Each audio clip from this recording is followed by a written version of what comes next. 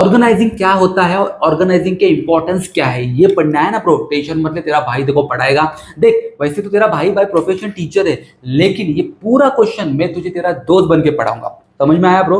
देख ये जो क्वेश्चन है, व्हाट इज ऑर्गेनाइजिंग और इंपॉर्टेंस ऑफ ऑर्गेनाइजिंग, ये चैप्टर नंबर 2 जो है हमारे ओसीएम का, फंक्शंस ऑफ मैनेजमेंट, उसमें से ये एक फंक्शन है। इसके पहले और एक फंक्शन होता है, कौन सा? प्लानिंग।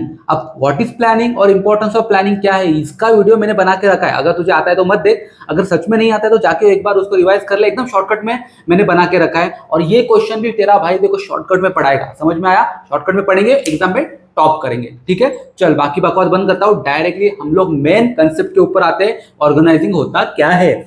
देख ऑर्गेनाइजिंग के डेफिनेशन के हिसाब से तो organising is the process of identifying the required resources, bringing them together and arranging them properly for achieving objective of the company।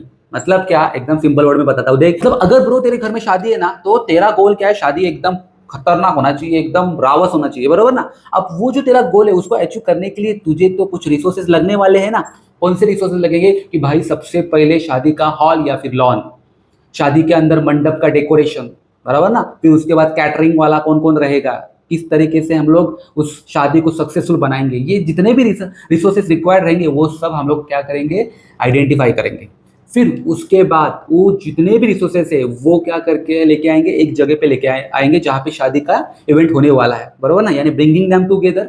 And इस तरीके से अरेंज करेंगे हर एक रिसोर्सेस को कि जिसकी वजह से अपनी शादी का जो इवेंट है वो सक्सेसफुल होना चाहिए। बस इसे ही बोला जाता है ऑर्गेनाइजिंग। ये जो हम लोगों ने प्रोसेस किया ना, कौन कौन से रिसोर्सेस शादी को सक्सेसफुल बनाने के लिए इंपॉर्टेंट है ये ढूंढा, फिर उनको एक साथ लेके आए और फिर क्या किया? इस तरीके से अरेंज किया कि हमारी शादी का इवेंट एकदम खतरनाक रावत सक्सेसफुल बना, बराबर ना ब्रो? यही काम कंपनी भी करती है। कंपनी क्या करती है कि कंपनी का जितना भी गोल है उस गोल के अचीव करने के लिए उनके पास जो रिसोर्सेस लगते हैं, उनको क्या लगता है? मैन, मशीन, मटेरियल और मनी, ये सब रिसोर्सेस को लेके आते हैं, उनको इस तरीके से एक साथ जोड़ के रेडी करते हैं कि जो भी कंपनी का गोल है वो अचीव हो जाएगा। बस इसे बोला जाता है ऑर्गेनाइजिंग। चल अभी ऑर्गेनाइजिंग का ये तो डेफिनेशन मैंने तुझे एक्सप्लेन किया है। अब इसके बाद आते हैं इंपॉर्टेंस ऑफ ऑर्गेनाइजिंग। एकदम शॉर्टकट में बताऊंगा, मतलब जो भी मैं पॉइंट बताऊंगा उसमें तुझे फटाफट फटाफट पॉइंट याद रखने हैं।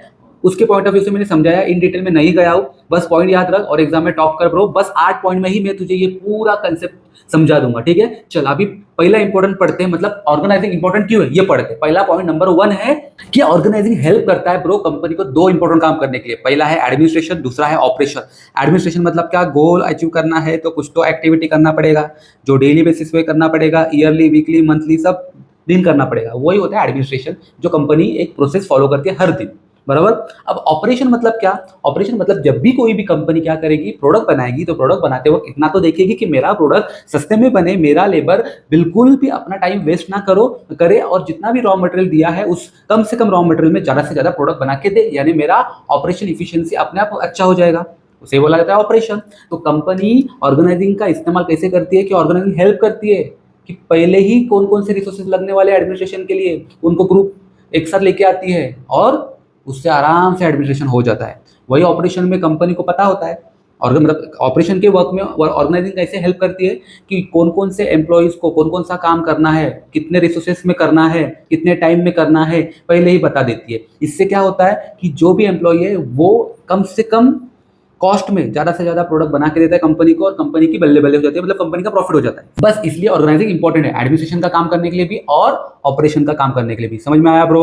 चल अभी हम लोग सेकंड इंपॉर्टेंट पढ़ते हैं ऑर्गेनाइजिंग का। ठीक है, वो है कि ऑर्गेनाइजिंग हेल्प करता है कंपनी के एम्प्लॉय के अंदर स्पेशलाइजेशन लाने के लिए। मतलब क्या? ऑर्गेनाइजिंग पहले ही क्या कर देता है? ऑपरेशन के वक्त हम लोगों ने देखा था कि ऑर्गेनाइजिंग पहले ही कंपनी के जितने भी अलग अलग डिपार्टमेंट है, उन अलग अलग डिपार्टमेंट में अलग अलग स्किल, नॉलेज, एक्सपीरियंस, टैलेंट वाला एम्प्लॉई अरेंज कर देता है, बराबर ना? ऑर्गेनाइज कर देता है। अब वो एम्प्लॉय बस, अगर मान लो अकाउंट डिपार्टमेंट का एम्प्लॉय है तो वो दिन भर सिर्फ अकाउंट ही करेगा और अकाउंट में एक्सपर्ट बनेगा और अपना स्पेशलाइजेशन बाहर लेके आएगा। वही same marketing, advertising, sales, distribution, सब अपने अपने एम्प्लॉय अपने अपने फील्ड में एक्सपर्ट है ना, नॉलेज, स्किल और एक्सपीरियंस के हिसाब से, बस उसके हिसाब से वो अपना स्पेशलाइजेशन बाहर लेके आएंगे।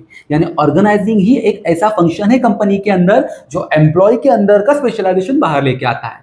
समझ में आया ब्रो? यही था सेकंड पॉइंट। चल अभी मैं तुझे थर्ड पॉइंट बताता हूं, वो है कि ऑर्गेनाइजिंग पहले ही अपने एम्प्लॉय को क्लियर कर देता है कंपनी के अंदर, देख भाई एम्प्लॉय, तू टॉप लेवल का है, तू मिडिल लेवल का है, तू लोअर लेवल का है, तू कोई भी लेवल का है रे, तुझे कुछ ना कुछ तो हम लोगों ने अथॉरिटी दी है, मतलब डिसीजन लेने की पावर दी है, बराबर ना। तो उस पावर के लिमिट में रह के ही टॉप लेवल का जो एम्प्लॉय रहेगा वो काम करेगा। अब मिडिल लेवल का जो है वो भी सेम, उसको भी अथॉरिटी दी है, बराबर ना। तो उसको भी उसी पावर के अंदर आके काम करना पड़ेगा। जो लोअर लेवल का है उसको भी वही काम करना पड़ेगा जो उसके अंदर पावर दी है।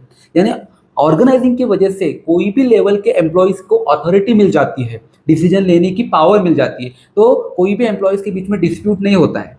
समझ में आ रहा है? अब अथॉरिटी दी है काम करने की, डिसीजन लेने की, तो रिस्पॉन्सिबिलिटी बनती है ना कि टॉप लेवल पे अगर काम करे तो जो भी काम दिया है उसको कंप्लीट करे, मिडिल लेवल पे जो एम्प्लॉय है या लोअर लेवल पे जो एम्प्लॉय है उसको जो काम दिया है वो कंप्लीट करे।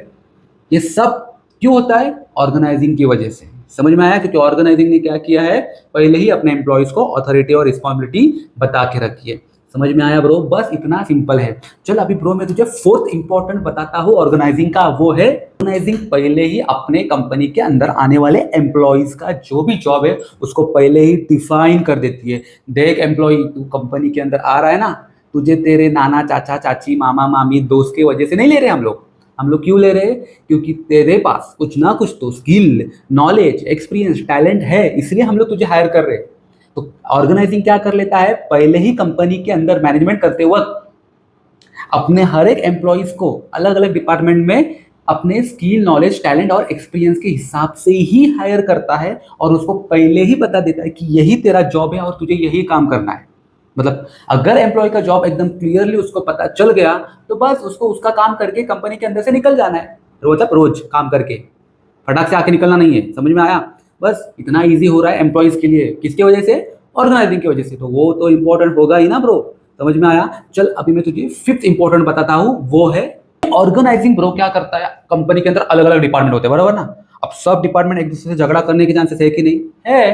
तो ऑर्गेनाइजिंग ने यहाँ पे बहुत कंपनी का काम कम करके दिया है, क्योंकि अलग अलग डिपार्टमेंट के अलग अलग मैनेजर को अपना पोजीशन के हिसाब से काम करने बोला है। उनके अंडर जो टीम लीडर दिया है उसको भी बोला है कि भाई तुझे तेरे अंडर जितने भी 10-15 लोग की टीम है उनसे भी काम करवाना है।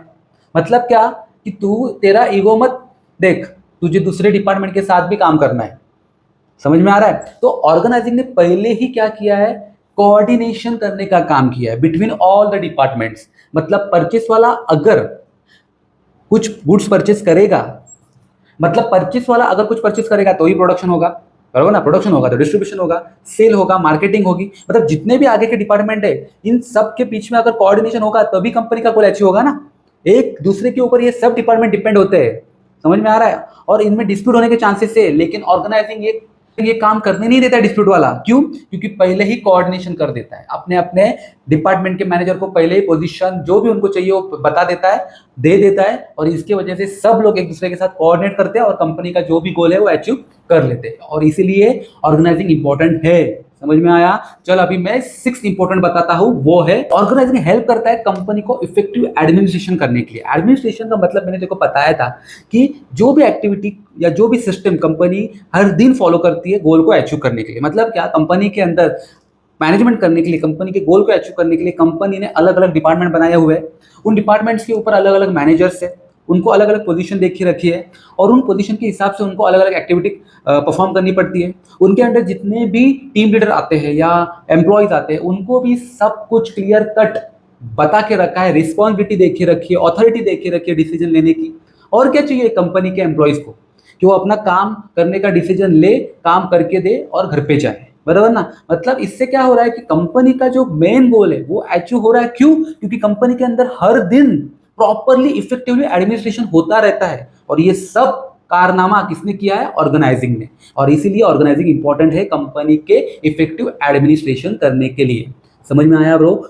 चल ब्रो अभी मैं तुझे 7 पॉइंट बताता हूं, वो है ऑर्गेनाइजिंग हेल्प करता है कंपनी के मैनेजमेंट को अपने कंपनी के ग्रोथ और एक्सपांशन के लिए। कैसे?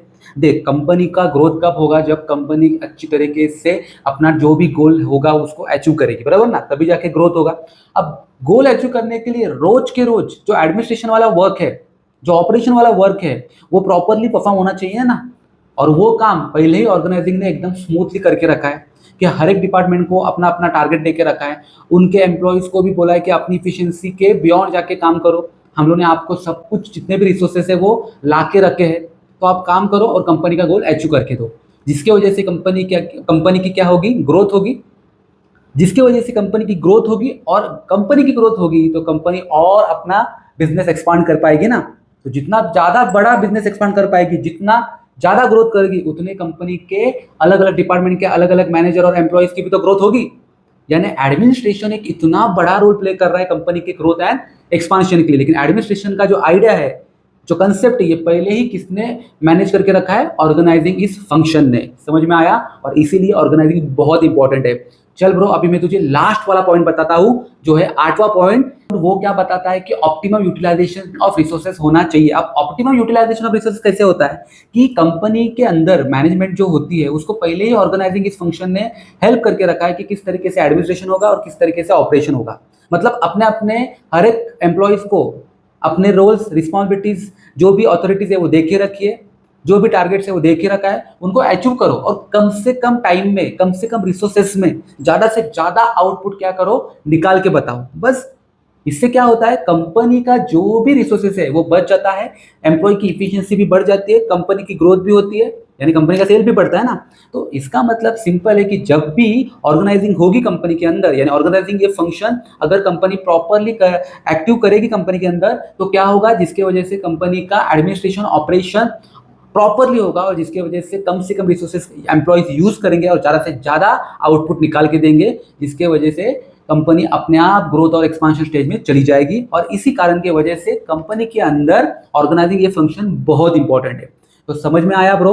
तो ये 8वां पॉइंट था। जो जितने भी मैंने तुझे 8 के 8 पॉइंट जो बताए एकदम शॉर्टकट में बताए।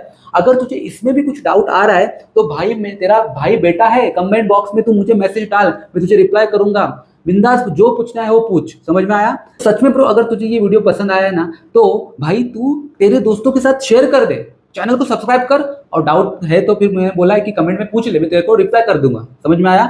चल अभी मैं वीडियो को बंद कर देता हूँ। Bye bye.